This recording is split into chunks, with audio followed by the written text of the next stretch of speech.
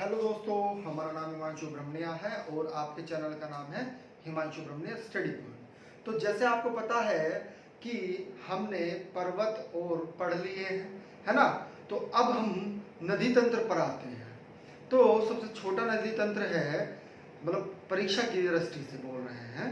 परीक्षा की दृष्टि से कहने का तात्पर्य ये है कि इसका वीडियो थोड़ा छोटा रहेगा, वैसे बोल रहे हैं। तो छोटा वीडियो रहेगा इसका, है ना। तो उसका नाम है ब्रह्मपुत्र नदी तंत्र। ठीक है, ब्रह्मपुत्र नदी तंत्र के बाद में हम सिंधु नदी तंत्र पढ़ेंगे और सिंधु नदी तंत्र के बाद में गंगा नदी तंत्र पढ़ेंगे। क्लियर है पॉइंट। तीनों नदी तंत्र पढ़ लेंगे। फिर दक्षिण, अर्थात कहने का तात्पर्य यह है दक्षिण की जो नदियां हैं उन्हें भी दो भागों में पढ़ना है ना। एक बंगाल की खाड़ी में जल गिराने वाली और एक अरब सागर में जल गिराने वाली नदियां।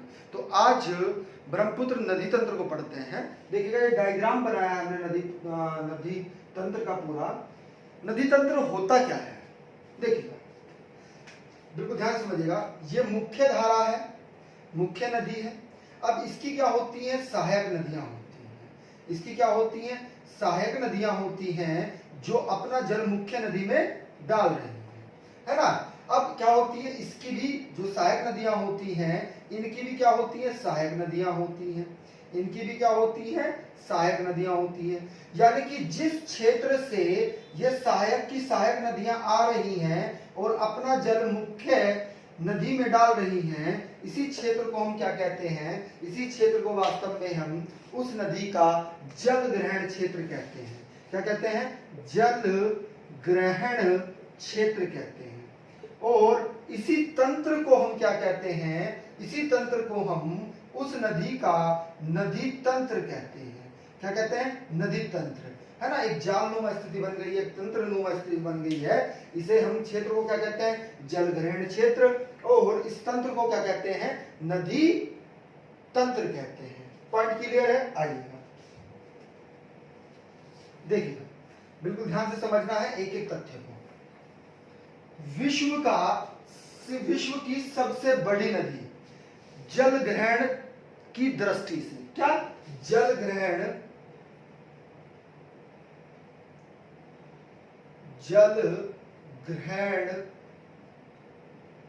की दृष्टि से, यानी कि जल ग्रहण की दृष्टि में वर्ष भर में सबसे ज्यादा जो पानी रहता है वह ब्रह्मपुत्र के पास ही रहता है। पॉइंट क्लियर है। यानी कि पूरे विश्व में जो सबसे ज्यादा एक वर्ष में जल धारण करने की क्षमता है, अर्थात रहता है, वह ब्रह्मपुत्र नदी के पास ही है। सॉरी, पॉइंट क्लियर है, यहां तक बात समझ में आ रही है। आइए आगे चलते हैं। देखिएगा, वास्तव में एक ग्लेशियर है जिसे हम क्या कहते हैं, चेमा युंग डुंग ग्लेशियर कहते हैं। वास्तव में ये ग्लेशियर कहां पर है, ये ग्लेशियर तिब्बत में है ना। तो होता क्या है, जब सूर्य उत्तरायण होता है, जब सूर्य उत्तरायण होता है तो ये ग्लेशियर क्या होते हैं, चेमायुंडम ग्लेशियर क्या है, वास्तव में पिघलने लगता है ना। जब ये ग्लेशियर पिघलने लगता है तो यहाँ पर कई सारे झीलों का निर्माण हो जाता है। देखिएगा, इस तरह की स्थिति में है। यहाँ पर आपको पता है पर्वत है, हिमालय है। अब कुछ निचले क्षेत्र भी तो हैं, है ना, जहां पर क्या बन गई है, तालाब नुमा, यानी कि झील नुमा स्थिति बन गई है। ये क्या है, तालाब नुमा स्थिति है। यानी कि ये बर्फ से ढका हुआ है। जब सूर्य उत्तरायण हुआ, अर्थात सीधे किरणें कहां पर पहुंच गई हैं, सीधी किरणें कर्क रेखा पर 21 जून के आसपास पहुंच गई हैं, तो ये ग्लेशियर क्या हो गया है, ये पिघलने लगते हैं, जिसके कारण यहाँ पर झीलों का निर्माण हो जाता है। किसका निर्माण हो जाता है, झीलों का निर्माण हो जाता है।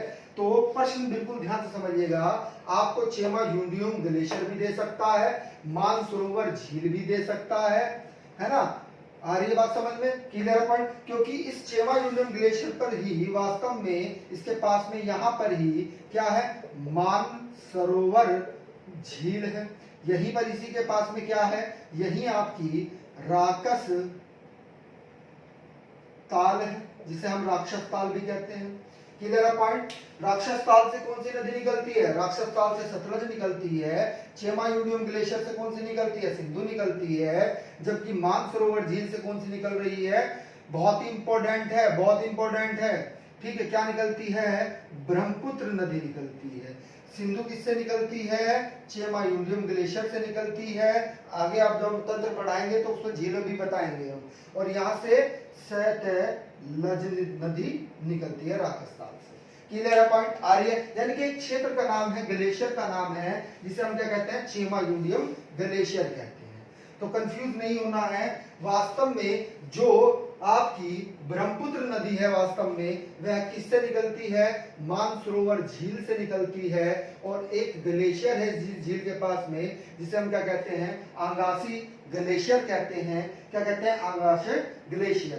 तो प्रश्न ये बनता है, बिल्कुल ध्यान से सुनना है, कि इसे तिब्बत में क्या नाम देते हैं? तो तिब्बत में इसे हम सांपो कहते हैं। क्या कहते हैं?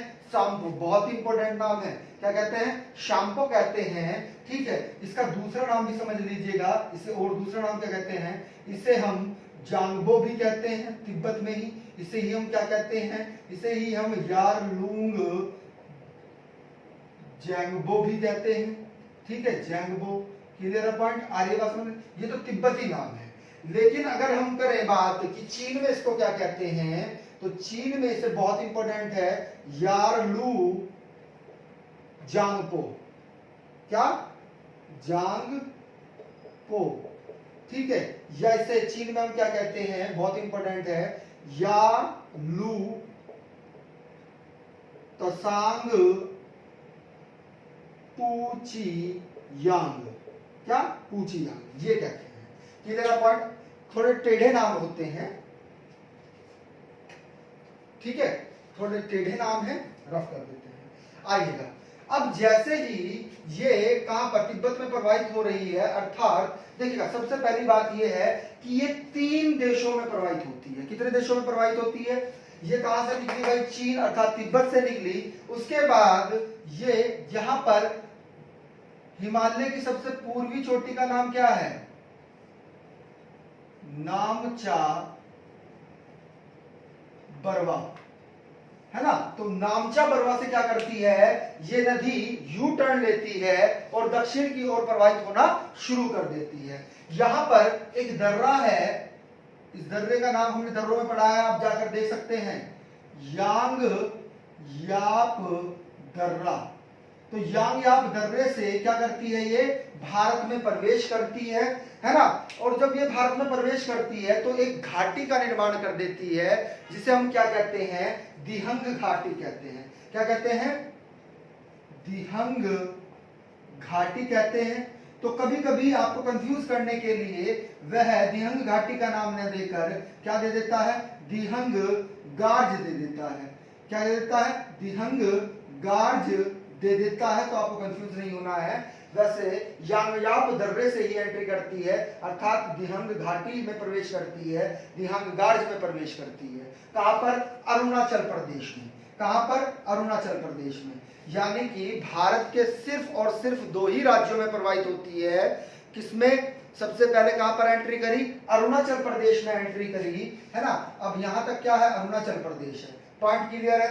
देखिए, गार्ज होता क्या है, इसको समझिएगा। जब नदी प्रवाहित होती है, पर्वत को काटती है, तो क्या करती है? जब ये गिरती है तो क्या करती है? नीचे अवतरित करती चली जाती है। और जब ये और ज्यादा गहरा हो जाता है तो उसे ही हम क्या कहते हैं? इसे ही हम कैनियल कहते हैं। यानी कि गार्ज का ही दीर्घ रूप अर्थात ज्यादा गहराई वाला रूप क्या कहलाता है? कैनियल कहलाता है। यूएसए में कोलोराडो, है ना, ठीक है। आ रही है? Clear point? आ रही है बात समझ में? चलेगा। तो वही दिहंग गार्ज है। वही क्या है वास्तव में? दिहंग गार्ज है। क्लियर पॉइंट यहां पर? अब जैसे ही ये अरुणाचल प्रदेश में यांगयाप दर्रे अर्थात दिहंग घाटी में प्रवेश करती है, अर्थात दिहंग गार्ज में प्रवेश करती है, तो यहाँ पर एक स्थान है, देखिएगा, यहाँ पर जो स्थान है इसे हम बोलते हैं सदिया। ये स्थान का नाम है, ये क्या स्थान का नाम है? इसे हम कहते हैं सदिया, ठीक है। तो ये क्या है? सदिया स्थान है। तो सदिया में आकर 2 नदियां यहाँ पर, इसकी सहायक नदियां जो है वह आकर मिलती हैं। Clear point. एक का नाम है दिबांग नदी और एक का नाम है लोहित नदी। दोनों की दोनों ये अरुणाचल प्रदेश से निकलती हैं और यहीं पर आकर ब्रह्मपुत्र से मिल जाती हैं। ठीक है, दिबांग नदी को शियांग नदी भी कहते हैं, है ना, कंफ्यूज नहीं होना है। लोहित नदी को खूनी नदी भी कहते हैं क्योंकि यहां पर क्या है, लोहो अयस्क अधिक मात्रा में पाया जाता है, जिसके कारण इसका रंग कैसा हो जाता है, हल्का सा लाल हो जाता है, इसीलिए इसको क्या कहते हैं, खूनी नदी कहते हैं। क्लियर पॉइंट, आ रही है बात समझ में।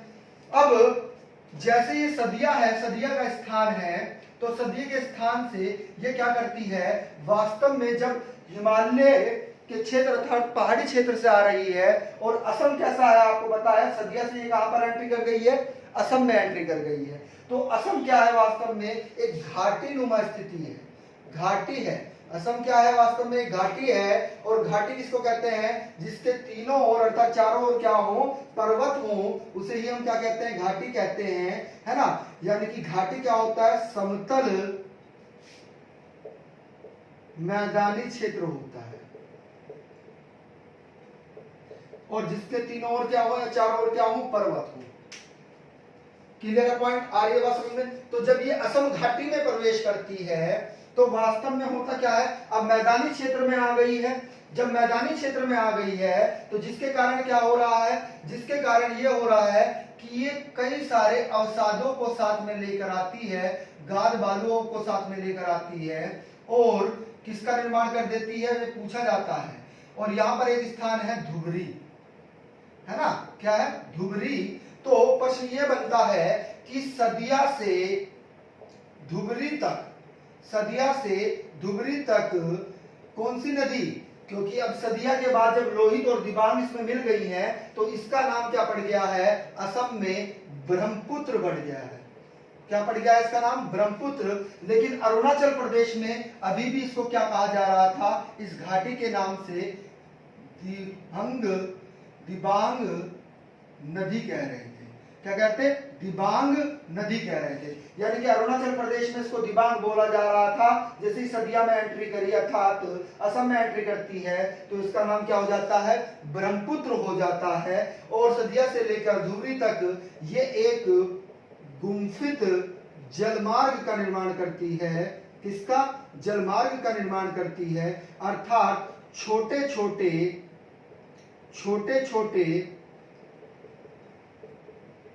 नदी द्वीप का निर्माण करती है। पॉइंट क्लियर है, क्योंकि पर्वतीय क्षेत्र से आ रही है, बहुत अधिक मात्रा में क्या लेके आती है, बालू मिट्टी अवसाद गाद लेकर आती है, और छोटे छोटे इसका निर्माण कर देती है, गुम्फित जलमार्ग का निर्माण कर देती है, छोटे छोटे द्वीपों का निर्माण कर देती है। दूसरा ही प्रश्न ये पूछा जाता है कि सदिया से लेकर धुबरी तक यह कैसी घाटी में बहती है, तो ये भैया रैंप घाटी में बहती है। किसमें, रैंप घाटी। रैंप घाटी क्या होती है, यानी कि आगे से चौड़ा, और आगे से क्षेत्र कैसा है, चौड़ा है, और पीछे से कैसे होती जा रही है, यानी कि पीछे से तो चौड़ी होकर आ रही है, और आगे से क्या होती जा रही है, पतली होती जा रही है, सकरी होती जा रही है, अर्थात कम चौड़ी होती जा रही है। इसे हम क्या कहते हैं, रैंप घाटी कहते हैं। ठीक है, क्लियर है पॉइंट, इसे क्या कहते हैं हम, रैंप घाटी कहते हैं, है ना। क्लियर पॉइंट, यानी कि यहाँ पर इसकी चौड़ाई अधिक है, जबकि ये जब और ज्यादा आगे आ रही है अर्थात बांग्लादेश में पहुंचने वाली है तो इसकी चौड़ाई क्या हो जाती है, कम हो जाती है ना। तो सदिया से लेकर धुबरी तक ये रैंप घाटी में बैठती है, और कौन से जलमार्ग का निर्माण करती है, गुम्फित जलमार्ग का। चलिएगा आगे चलते हैं। जब ये छोटे छोटे द्वीपों का निर्माण कर रही है, उसी क्रम में क्या किया गया, उसी क्रम में ब्रह्मपुत्र नदी पर एक विश्व के सबसे बड़े नदी द्वीप का निर्माण हो गया है, जिसे हम क्या कहते हैं, जिसे हम माजुली कहते हैं। क्या कहते हैं, माजुली।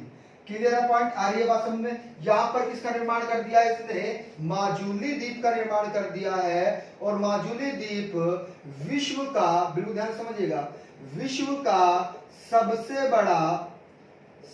बड़ा नदी द्वीप है। क्या है, सबसे बड़ा नदी द्वीप है।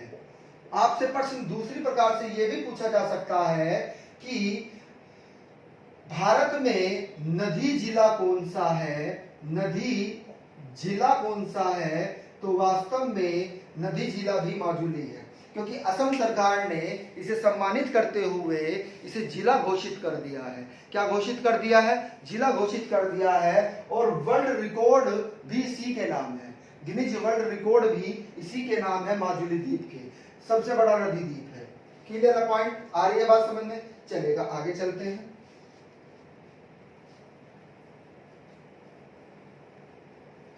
जब ये नदी कहां पर पहुंचती है? बांग्लादेश में पहुंचती है। ये बांग्लादेश है। जब ये बांग्लादेश में पहुंचती है तो इसे क्या कहा जाता है? जमुना कहा जाता है। क्या कहा जाता है? जमुना कहा जाता है। Clear point? आ रही है बात समझ में? बहुत ही इंपॉर्टेंट फैक्ट है। क्या कहा जाता है? जमुना कहा जाता है। जबकि यहां से एक नदी प्रवाहित होती है ना? कहां पर? पश्चिम बंगाल में एक नदी आती है जिसे हम क्या कहते हैं? गंगा नदी कहते हैं। भारत में तो इसको गंगा कहते हैं। जब ये बांग्लादेश में पहुंचती है तो इसे क्या कहा जाता है? पद्मा कहा जाता है। क्या कहा जाता है? पद्मा। यानी कि जब जमुना और यमुना, आपका होमवर्क है, कमेंट करके बताइएगा कि पद्मा कहां पर मिलती है? बांग्लादेश में। स्थान का नाम बताना है। ढाका के पास ही एक स्थान है ना? ढाका से ही कुछ दूरी पर है ना? उस स्थान का नाम बताना है जहां पर पद्मा जमुना से मिलती है। कमेंट में बताइएगा हमें जरा, ठीक है? उसके बाद में होता क्या है कि अब संयुक्त धारा क्या कहलाने लगी? अब संयुक्त धारा पद्मा कहलाने लगी। क्या कहलाने लगी? पद्मा। अर्थात कहने का तात्पर्य यह है कि जब जमुना और पद्मा आपस में मिली तो तब भी इसका संयुक्त नाम क्या है? पद्मा ही है। अब बिल्कुल ध्यान से सुनना है। यहां पर बराक नदी, ये क्या है? मणिपुर से क्या निकलती है? एक नदी निकलती है जिसे हम क्या कहते हैं? बराक नदी कहते हैं। क्या कहते हैं? बराक नदी। बहुत इंपॉर्टेंट है। ये बराक नदी वास्तव में कहां से निकलती है? नागालैंड से निकलती है। ये नागालैंड के माउंट जेपोव से निकलती है। एक पहाड़ी है जिसका नाम क्या है? जेपोव है ना? कहां पर स्थित है? नागालैंड में स्थित है। कहां पर? नागालैंड में स्थित है। तो ये बराक नदी यहां पर निकलती है और कहां पर?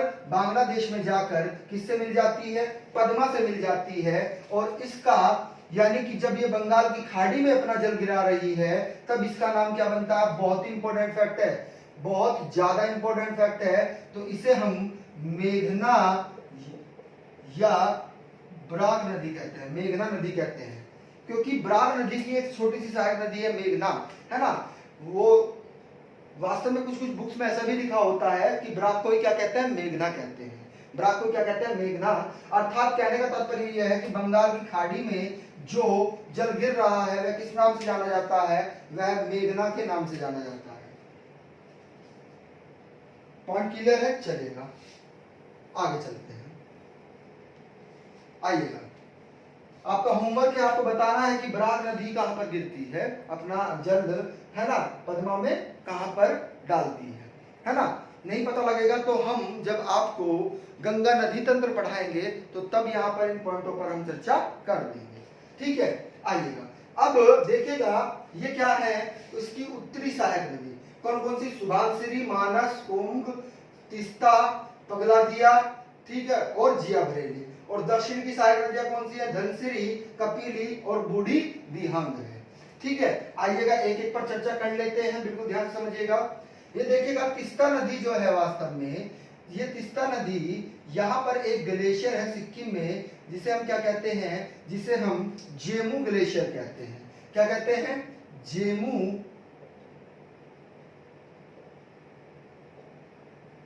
ग्लेशियर कहते हैं। तो ये कहां से निकलती है वास्तव में? ये जेमू ग्लेशियर से निकलती है। कौन सी नदी? तीस्ता नदी। यहाँ पर एक झील भी है, आपसे पूछ लिया जाता है इस झील का नाम, बहुत ही इंपॉर्टेंट झील है, बहुत ही ज्यादा इंपॉर्टेंट है और बार बार परीक्षाओं में पूछी जाती है। क्यों? क्योंकि ये विश्व की सबसे ऊंची झील भी है। सॉरी, विश्व की बोल रहे हैं, भारत की, है ना? चोलामू झील है ना? तो चोलामू झील से होते हुए निकलती है कौन सी नदी? तीस्ता नदी। और यही वास्तव में भारत की सबसे ऊंची झील है, भारत की सबसे ऊंची झील है। पॉइंट क्लियर है? आ रही है बात समझ में? पॉइंट क्लियर है? ठीक है, चलेगा। अब दूसरा फैक्ट समझिएगा कि तीस्ता की ही एक सहायक नदी है जिसे हम क्या कहते हैं, रंगीत नदी कहते हैं। क्या कहते हैं? रंगीत नदी, है ना। और रंगीत नदी की भी एक सहायक नदी है जिसे हम क्या कहते हैं, रेजित नदी। क्या कहते हैं? रेजित नदी, है ना। ये किसकी सहायक नदी है? रंगीत की सहायक नदी है। अब दोनों में अंतर क्या है इसको समझिएगा। जो रंजित नदी है, रंजित नदी का दूसरा नाम क्या होता है, इसे पूछा जाता है, इसे हम श्री प्रिका भी कहते हैं। यहां पर क्या होता है वास्तव में, कछारी है। क्या होता है? कछारी क्रीड़ा होती है, अर्थात रिवर ड्राफ्टिंग होती है। रिवर ड्राफ्टिंग को हिंदी में हम कहेंगे कि जल नदी क्रीड़ा, जल नदी क्रीड़ा, है ना। ड्राफ्टिंग करते हैं ना, वो यहीं पर होती है। वास्तव में इसी नदी पर क्या है, किसका निर्माण हो गया है, गार्ज का निर्माण हो गया है, जिसे हम क्या कहते हैं, दार्जिलिंग की पहाड़ी। सुना है आपने, है ना। पश्चिम बंगाल में है ना दार्जिलिंग की पहाड़ी, तो पश्चिम बंगाल में दार्जिलिंग गार्ज का निर्माण हो गया है, अर्थात दार्जिलिंग पहाड़ी से होते हुए आती है। इसी के किनारे पर बहुत ही इंपॉर्टेंट पॉइंट है जलपाईगुड़ी। आपने सुना होगा पर्यटन स्थल जलपाईगुड़ी, वह इसी के किनारे पर स्थित है। आ रही है बात समझ में?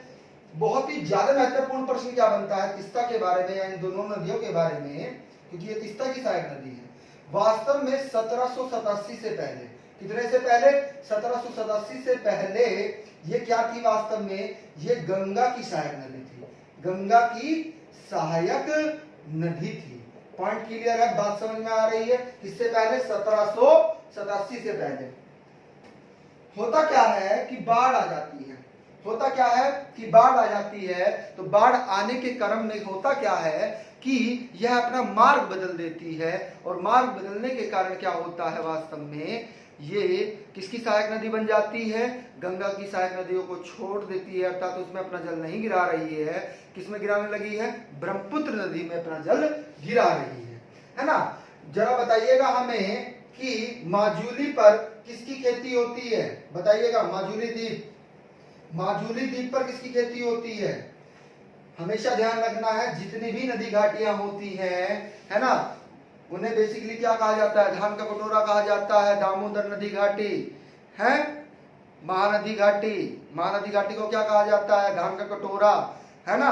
तो धान की खेती होती है कहां पर? माजुली में, क्योंकि धान को क्या चाहिए, धान को बहुत ज्यादा नमी चाहिए, है ना। और नदी घाटी क्षेत्र में नमी भरपूर रहती है, इसलिए धान की खेती के लिए वह बहुत उपजाऊ होती है, इसलिए वहां पर धान की खेती कराई जाती है। क्लियर है? पॉइंट आ रही है बात समझ में? चलेगा। अब आगे आते हैं, एक नदी है शोंक नदी, ठीक है। ये भी कहां से निकल रही है? तिब्बत से निकल रही है, और अपना जल कहां गिरा रही है? असम में गिरा रही है। किस नदी में? ब्रह्मपुत्र नदी में। मानस नदी, है ना। मानस नदी बहुत इंपॉर्टेंट बनेगी। क्यों बनेगी मानस नदी इंपॉर्टेंट? कि ये प्रमुख नदी है किसकी? तिब्बत की, है ना। तिब्बत की प्रमुख नदी, सॉरी भूटान की। ये भी भूटान से निकल रही है, ये भी भूटान से निकल रही है ना। साकोंच भी, है ना, संकोश भी और मानस भी भूटान की प्रमुख नदी है, पूछी जाती है, ठीक है। ये है कामेंग नदी, कामेंग नदी भी, ठीक है, बहुत ही इंपॉर्टेंट है। और अपना जल किधर गिरा रही है? देखिएगा, ये दाएं तट से और बाएं तट से भी पूछ लेती है। जब नदी का प्रवाह, आप समझिएगा कि जब नदी का प्रवाह इधर की ओर है तो ये दायां होगा और ये बायां होगा। तो दाएं हाथ से मिलने वाली नदी कौन सी हो गई? ये हो गई, है ना। बाएं हाथ से मिलने वाली नदी कौन सी होगी? धनसिरी, कपिली, है ना, बराक। ये क्या होगी? दाएं तट पर मिलने वाली नदी। Clear point? यहाँ पर दक्षिणी और उत्तरी भी हमने लिखा हुआ है, इसीलिए कंफ्यूज नहीं होना है। Clear point? शुभांश्री, शुभांश्री के बारे में बहुत ही इंपॉर्टेंट चीज है, पूछा जाता है कि सबसे सहायक नदी, सबसे सहायक नदी अर्थात सबसे बड़ी सहायक नदी जो है वास्तव में वह शुभांश्री ही है। किसकी? ब्रह्मपुत्र नदी की। किसकी? ब्रह्मपुत्र नदी की। Clear point? आ रही है बात समझ में? ये कहां से निकल रही है? भूटान से निकल रही है, भूटान की प्रमुख नदी है। क्लियर है पॉइंट, आ रही है बात समझ में। यहीं पर ये क्या स्थित है आपको पता भी होगा, मानस राष्ट्रीय उद्यान भी यहीं पर स्थित है, इसी नदी के किनारे पर, है ना। राष्ट्रीय उद्यान भी इसी पर ही है, मानस राष्ट्रीय उद्यान। क्लियर है पॉइंट। इन्वायरमेंट में पढ़ाएंगे हम आपको, जल्दी ही चालू करने वाले हैं इन्वायरमेंट भी, है ना, सोच रहे हैं कि इन्वायरमेंट भी कर दें। आइएगा अब देखिएगा, थोड़ी सी बात को समझिएगा। यहाँ पर जो धनसिरी है, ये धनसिरी वास्तव में, इसको रफ कर देते हैं। यहाँ पर आप नोट आउट कर रहे हैं कि नहीं कर रहे हैं, नोट आउट करते रहिएगा, है ना। ये जो धनसिरी नदी है वास्तव में, ये धनसिरी कहां से निकलती है, नागा पहाड़ी सुनी होगी आपने, कौन सी पहाड़ी, नागा पहाड़ी सुनी होगी। तो ये नागा पहाड़ी से निकलती है, कहां से, नागा पहाड़ी। अगर चोटी की बात करें, नागालैंड से निकलती है, और पहाड़ी का नाम क्या है, नागा पहाड़ी है। अगर चोटी की हम बात करें कि कौन सी चोटी से निकलती है वास्तव में धनसिरी, तो ये लोसांग चोटी से निकलती है। किससे, लोसांग चोटी से निकलती है। पॉइंट क्लियर है। दिबांग नदी कहां से निकल रही है, आपने ओवर मिसमी डफला सुनी होंगी, तो ये मिसमी पहाड़ी से निकलती है। कहां से, मिसमी पहाड़ी से निकलती है। जबकि लोहित की अगर हम बात करें तो यहाँ पर एक ग्लेशियर है ना। लोहित नदी किससे निकल रही है, एक ग्लेशियर है, उसका नाम हम लिख देते हैं जयाल छू ग्लेशियर। तो ये जयाल छू ग्लेशियर है, कहां पर, नागालैंड में, वहां से निकल रही है। कौन सी नदी, लोहित नदी। क्लियर पॉइंट, आ रही है बात समझ में, ठीक है। बराक नदी के बारे में हमने आपको बता ही दिया था। क्लियर है पॉइंट। अब कुछ नोट करके लिखिएगा आप, है ना, नोट करके लिखना है ना, महत्वपूर्ण तथ्य। क्या लिखने हैं आपको, महत्वपूर्ण तथ्य लिखने हैं, नोट आउट कर लीजिएगा, महत्वपूर्ण तथ्य। महत्वपूर्ण तथ्य बार बार परीक्षाओं में पूछे जाएंगे आपसे। लिखिएगा कि बिल्कुल ध्यान से सुनना है कि होता क्या है, बिल्कुल ध्यान से समझना है, बिल्कुल ध्यान से, कि इसकी लंबाई कितनी है ब्रह्मपुत्र की। अगर हम लंबाई की बात करें तो कितनी है, 2900 किलोमीटर है। कितनी, 2900 किलोमीटर। लेकिन अगर हम बात करें कि भारत में लंबाई कितनी है, तो भारत में इसकी लंबाई, बहुत ही इंपॉर्टेंट फैक्ट है, 916 किलोमीटर है भारत में इसकी लंबाई। Clear point. अगर हम कहें कि इसकी नदी के किनारे स्थित स्थल, है ना, तो कौन कौन से हैं लिख लीजिएगा, गुवाहाटी, गुवाहाटी भी इसी के पास में है। डिब्रूगढ़, कौन सा, डिब्रूगढ़ भी इसी के पास में है। धुबरी भी इसी के पास में है। लखीमपुर भी इसी के पास में है, ठीक है। सीकुवा घाट भी इसी के किनारे पर है। क्लियर है पॉइंट, आ रही है बात समझ में। आइएगा आगे चलते हैं, अगली लाइन से लिखिएगा। अब स्थित किनारे भी हो गए हैं, ठीक है। अब लिखिएगा आप कि भूपेन हजारिका, हेडिंग डाल लीजिएगा, भूपेन हजारिका असम के बहुत बड़े साहित्यकार थे, भूपेन हजारिका, ठीक है। तो भूपेन हजारिका जो पुल है वह इसी नदी के तट पर है, इसी नदी पर बना हुआ है। किस पर, ब्रह्मपुत्र नदी पर ही बना हुआ है। क्लियर है, आ रही है बात समझ में। जिसकी लंबाई कितनी है, 9.15 किलोमीटर, अर्थात 9.5 से थोड़ा कम है, ठीक है। और यही वास्तव में क्या है, अभी तक वर्तमान में सबसे बड़ा नदी पुल है, नदी पुल है भाई, सबसे बड़ा। क्लियर है पॉइंट। जिसका उद्घाटन कब किया गया था, जिसका उद्घाटन 26 मई 2017 में किया गया था, है ना, पीएम के द्वारा, मोदी जी के द्वारा किया गया था। ये कहां से लेके कहां तक है, ये भी प्रश्न पूछा जाता है। तो ये धोला से लेकर कहां तक, सदिया तक स्थित है। कहां से, धोला से लेकर सदिया तक ये क्या है, स्थित है। अगला हेडिंग बनाइएगा, ठीक है, अगला हेडिंग बनाइएगा, वो भी इंपॉर्टेंट है। वास्तव में उसमें दोनों पुल हैं, रेल पुल भी है और सड़क पुल भी है ना। रेल पुल भी है और सड़क पुल भी है, जिसका नाम क्या है, बोगी बिल, ठीक है, क्या नाम है, बोगीबिल, है ना। ये वास्तव में कहां से लेके कहां तक है, तो ये डिब्रूगढ़ से लेकर पासी घाट तक है। कहां तक है, पासी घाट तक है। अगर आपसे पूछा जाए कि इसका उद्घाटन कब हुआ था, तो 25 दिसंबर 2018 में हुआ था। ठीक है, अगर हम इसकी लंबाई की बात करें, इसकी लंबाई कितनी है, 4.98 किलोमीटर, लगभग 5 किलोमीटर के हैं। सबसे बड़ी बात है कि ये बोगीबिल जो है ये भूकंप क्षेत्र में आता है। किसमें आता है,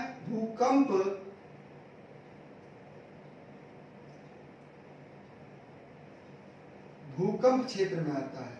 और यहां पर भूकंप क्षेत्र में भी 7 रेक्टियर स्केल पर, यानी कि पैमाने पर भूकंप आता है। क्लियर है पॉइंट, आ रही है बात समझ में। तो ये कुछ महत्वपूर्ण तथ्य थे। अब आपको कोई चीज इसमें समझ में ना आई हो तो आप हमें कमेंट करके बता सकते हैं, और वीडियो अच्छा लगा हो तो इसे लाइक करिएगा भाई। और जो नए व्यूवर्स हैं जिन्होंने हमारे चैनल को सब्सक्राइब नहीं किया है वो हमारे चैनल को सब्सक्राइब कर ले। अगली वीडियो आपको भौतिक भूगोल में आपको सिंधु नदी तंत्र की मिलेगी। ठीक है, आप प्लेलिस्ट में जाइएगा, पीछे जाके दर्रे वर्रे सब हम पढ़ा चुके हैं, आप देख सकते हैं। हिंदी की प्लेलिस्ट पढ़ी है, हिंदी जाकर आप पढ़ सकते हैं। ठीक है, आ रही है बात समझ में। आरओ की सीरीज हम करा रहे हैं, है ना, तो आप वहां पर जाकर प्लेलिस्ट में सब चीजें देख सकते हैं। ठीक है, थैंक यू।